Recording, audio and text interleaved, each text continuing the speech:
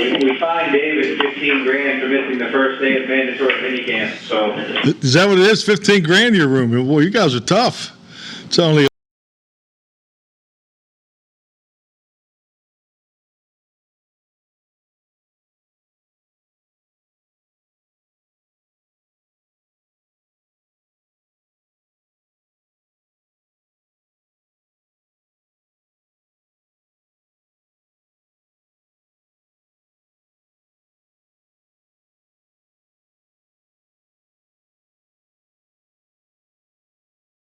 With the strength and conditioning staff, I mean, it's really the 5-week period for each individual to get themselves ready. I mean, it's, the conditioning component to me is always the biggest challenge in training camp, especially of late, because, you have different restrictions and it's a bigger time away from your team than years ago. So, but yeah, no, I wouldn't say just totally get away from it. I mean, a lot of our players will be here, and they'll be working together. I know Dak will continue the throw with the perimeter group and so forth. So, I mean, they go more into their personal workouts. But there's a lot of work that'll be going on between tomorrow's, the ending of the camp tomorrow for the veterans and when we get back. You said something yesterday about a virtual component that made it sound like it was after the mini camp is over. Is there still a part of that kind of thing going on for them to have as a resource between mini camp and training camp?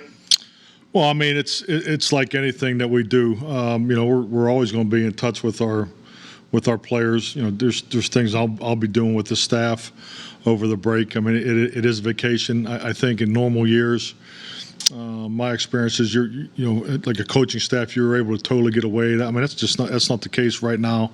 I just think of the climate that we're in, going through the spring, just with a lot of decisions from scheduling and administration were not completed till late, especially with us still being relatively new as a staff, finding out that we're going to Oxnard as late as we did. So, I mean, I'm not 100% where I normally am at this time of year. So I just think, it's just like anything. There's a job to do. We got to get the job done. So I know it may say vacation on the calendar, but we all have things we need to get done before we get back here on the 19th.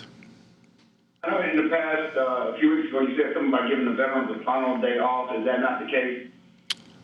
What do you mean? I'm not sure what you're.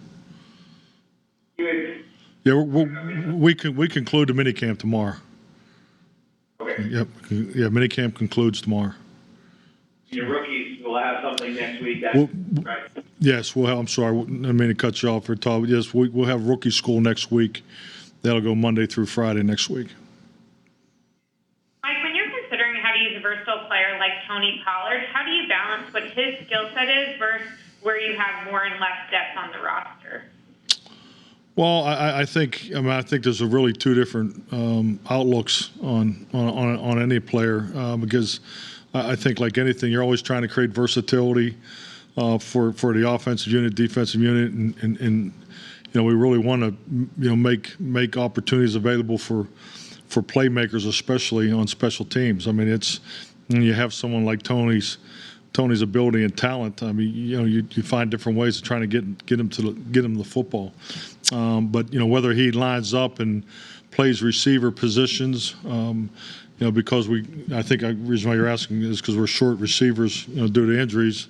Yes, I mean that's a nice, that's a nice balance to have between the running back and receiver. But that, frankly, that was really the outlook for the spring, was to get him in more locations, move him around, and try to create more opportunities because not only is he an exceptional inline player, but I mean he's definitely a threat and a matchup issue in space. So that was really part of the planning. We're just seeing more of it because of the injuries to the receivers. Mike, how does the 17-game schedule 17-game schedule affect your training camp schedule and your in-season schedule? You got to go through it and revamp that at all with one more week? Well, I'll be honest. I just think the nature of how training camp is presented here, helps in the climate that we're in. I don't recall a training camp schedule that I've ever put together where you don't just have a clean 7-day week between a game. I've always looked for when, because you're able to control certain days that a preseason game's played on. I've always liked to have at least 2 7-day stretches so you can, get your team in a regularity, get them into a 7-day workflow is what they're accustomed to in season. And we don't have one this year. We play Thursday, Friday, Saturday, Sunday. Those are our 4 opportunities. But with that, I guess I say that tongue in cheek. I'll never say thank you, but I guess I appreciate it because I don't think we get into a 7-game flow in the regular season until like week 6. So,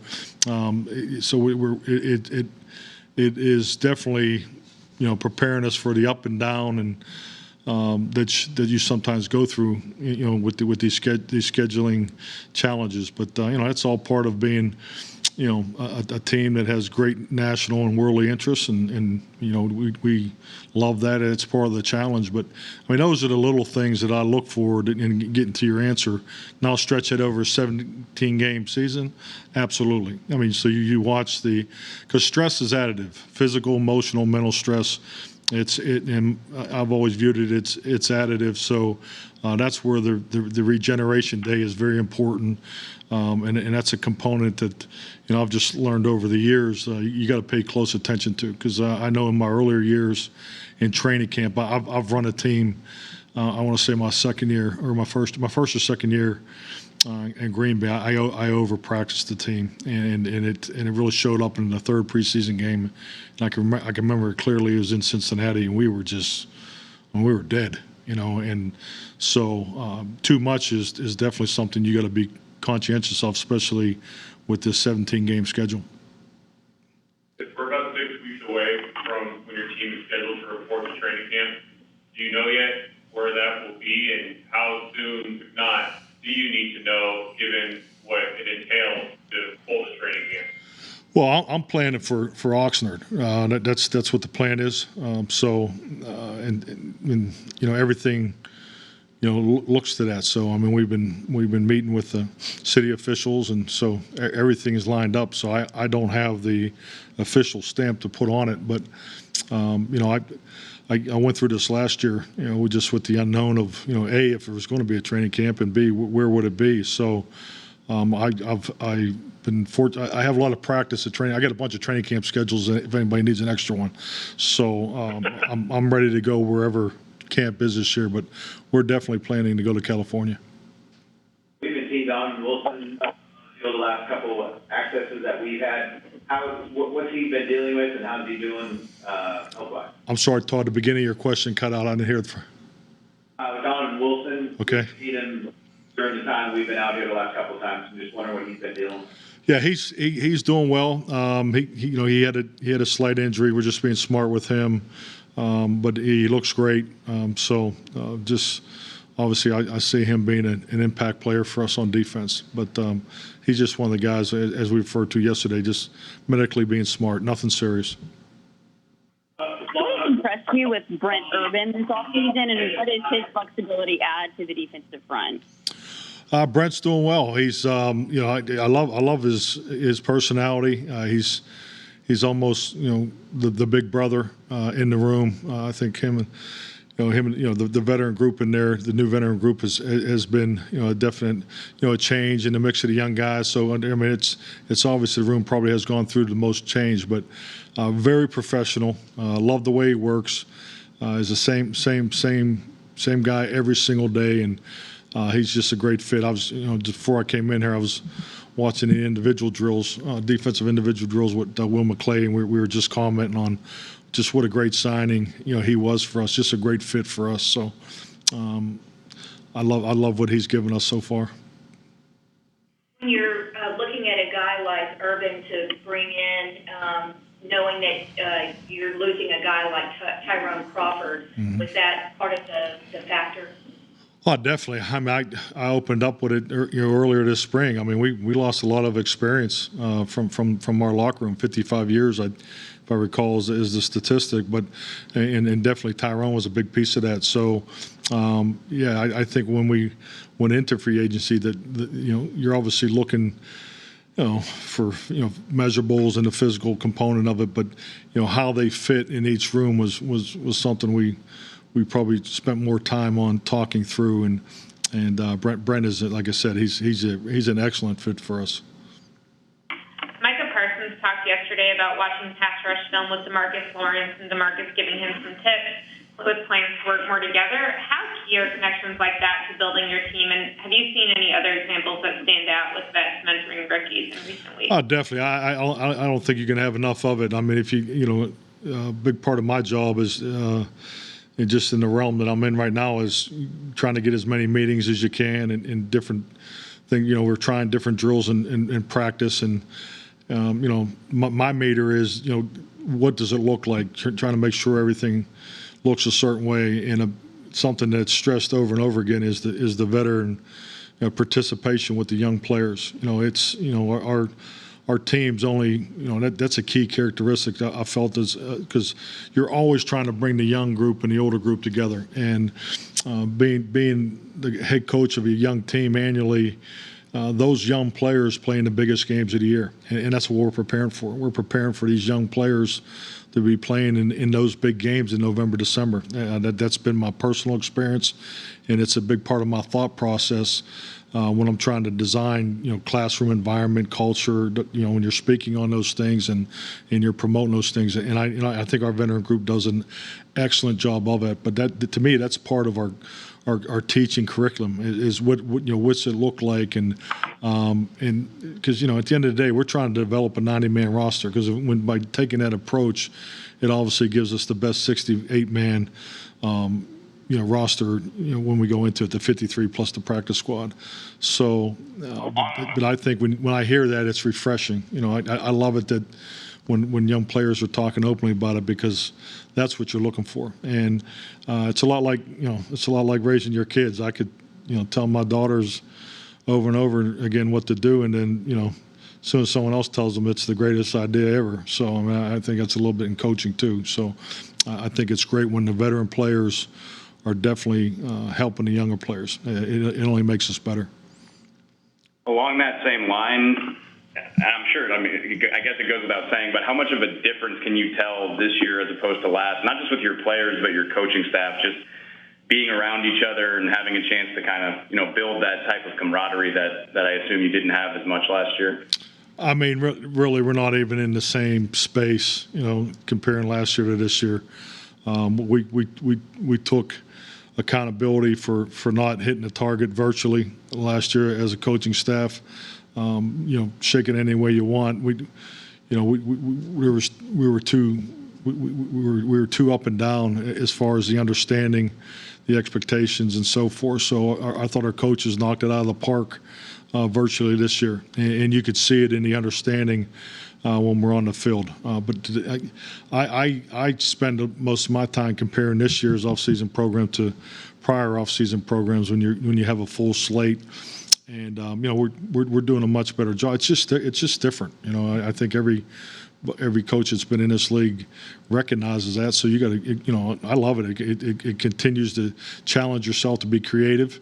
But at the end of the day, we're testing our players a lot more. There's a lot more, daily feedback, weekly feedback to make sure we know where we are. I mean, cross the hall type methods, or we're doing more and more, within the offense and defensive units. We haven't had the time. We'll get to that training camp to go across the hall with the offense and the defense and the coaches and so forth.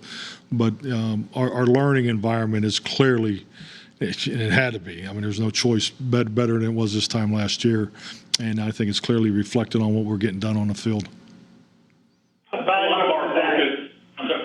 of our focus in the offseason has been questions about the changes on defense, but offensively, how do you feel about where you are, and do you feel that you've been able to dig in a lot deeper because of the continuity on that side of the ball, and just your overall thought offensively of where this team stands and if everyone's on the same page? I mean, clearly the biggest change offensively is really the health of our players. I think if you looked at what we tried to accomplish last year, a lot of the concepts, a lot of the things that we set out to do in the installation phase, we really never got to because of injury. So there's a part of it was a reboot. And then, part of it was, the trends and the concepts that fit the things that we did do last year. We want to always stay true to that so we can build off of past success. I'm a huge believer this league is just a big cycle of common trends and successes, and you have to stay on the front of that, both offensively and defensively. So, I thought Kellen and the staff did a great job of that. But really, just having everybody out there has been the biggest change. And as you saw yesterday, we still have guys that are not in the team period. So I think the development of depth on offense is the biggest development that I've seen, because the quarterbacks are getting, besides Dak, the three other quarterbacks are getting all the teamwork. So that's great experience that they normally don't get. The tackles are getting a lot of work, because LC and they're not in the team meetings, team periods. So I think our depth and is better on offense clearly than it was last year. But just the health of that unit is going to be, to me, is going to be the biggest upgrade. How valuable is that rookie school for you? I'm assuming that's the last time you're going to see your guys before you get to camp. When pretty much most of the things I do are a reflection of my experience of coaching quarterbacks.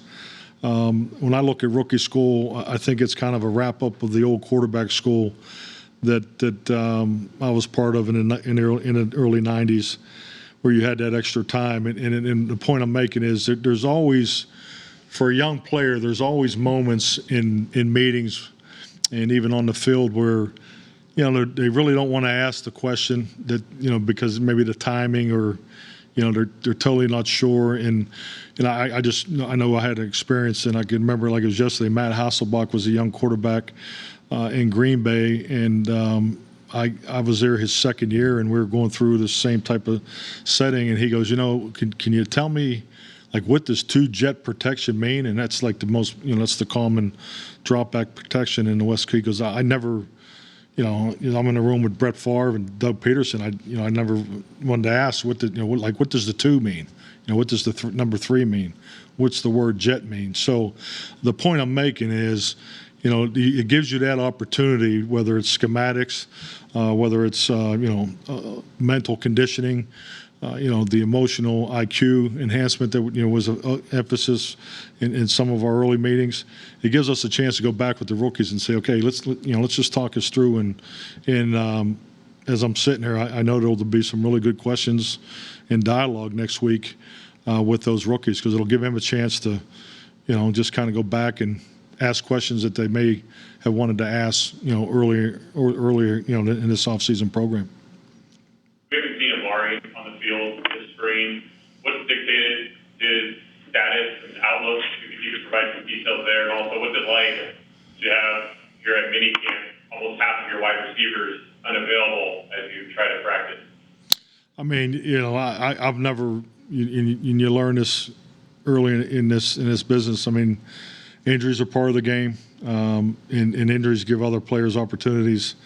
And so it's all about developing that whole 90-man roster. So obviously, we had five or six receivers that have had some issues here during this phase, and you just continue to work through it. As we talked about earlier, it gives Tony Pollard more opportunity to get those kind of reps. And as far as Amari has the ankle that he's still working through. He won't participate the rest of the mini camp, and I'm just hopeful he'll be ready for training camp.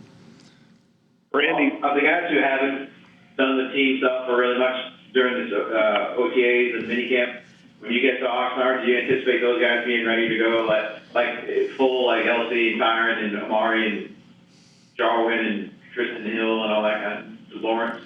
I mean, I hope so, but I mean, we'll get into that when we get out there the first day. I mean, but what goes on between now and then. I mean, I'm hopeful that we have everybody out there because, I mean, that's such an important time of year, and I'm looking forward to the setting and the weather out there. But it's still training camp. We need as much. Your padded work's limited.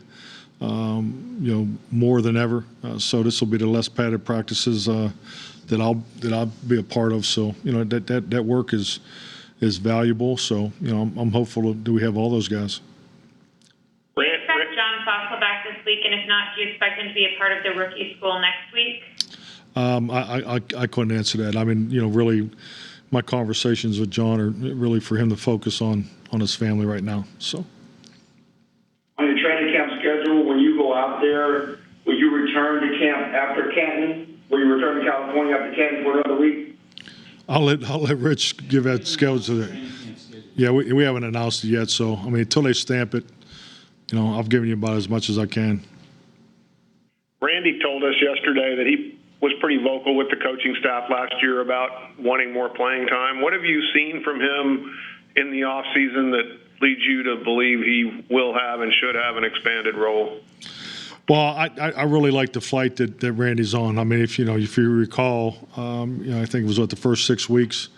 We had him working on the opposite field with Britt and bringing him back, and we had him on a pitch count there for a while. But based on pure performance, I mean, I don't know how you can even disagree with the fact that yes, I mean he better want to play more because I plan on playing him more, and I think the most important thing for him is he's been here every day. I mean he looks great, but I couldn't, I didn't know Randy this time last year. I mean, like I said, he missed the first I want to say it was the first 6 weeks of the season until we were able to get him into the practice structure. So, but he's doing great, looks great, and we're expecting big things from him. We talked about Randy, we talked about a lot of these injured guys. What's been the importance level of what Britt Brown does on the side with these guys on an individual level, and what has been your takeaway of just that work that happens before guys are ready and clear to step back onto the practice field?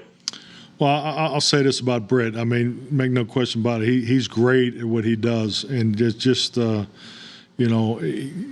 you have a chance to watch him every day, he has an old school discipline to him, but the connection that he has with the players in our locker room is unique. So we all have great trust in Britt and the whole training staff and the way they get these players what they need to get back strong. So I've been very impressed with Britt since I arrived here. So I have great confidence, and we definitely got our guys working with the right guy.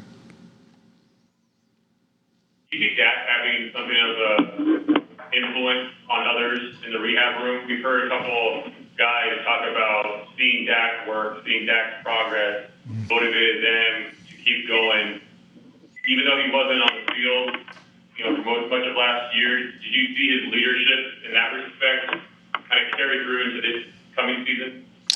I'll just say this: Dak Prescott's leadership exudes through the whole football operation. I'm sure it goes far beyond that, but the everyday interaction with him is so consistent, so steady, and he's just real. I mean, he's as real as a person that I've been fortunate enough to work with, and I've worked with a lot of great ones.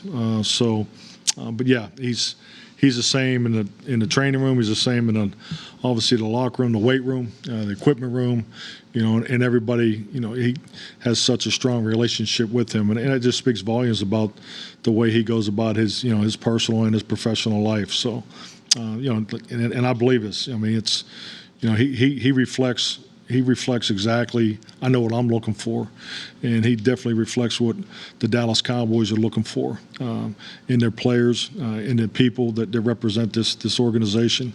And this is, in my view, this is his team. I mean, he's the face of the locker room, and he's the guy that I'm going to lean on the most.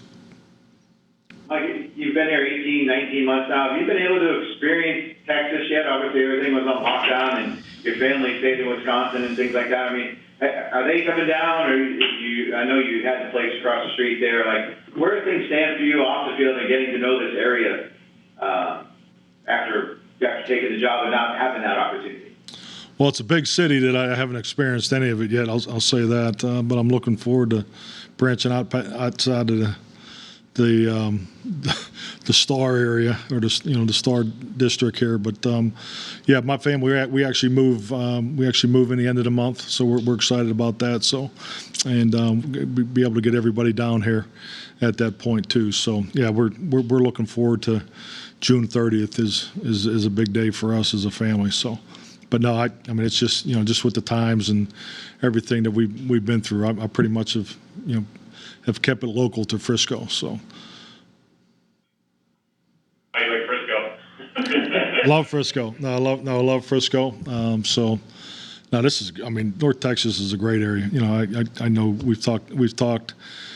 I spent a lot of years in Austin. So, and I've always had some friends up here in Dallas. So I've always loved the area. I just can't believe how fast it's growing up here, And the housing market is awesome, especially this is a great time to buy a house. So, Great time to sell it out. yeah, I'll tell you. Thanks, Mike. All right, have a good day. Thank you.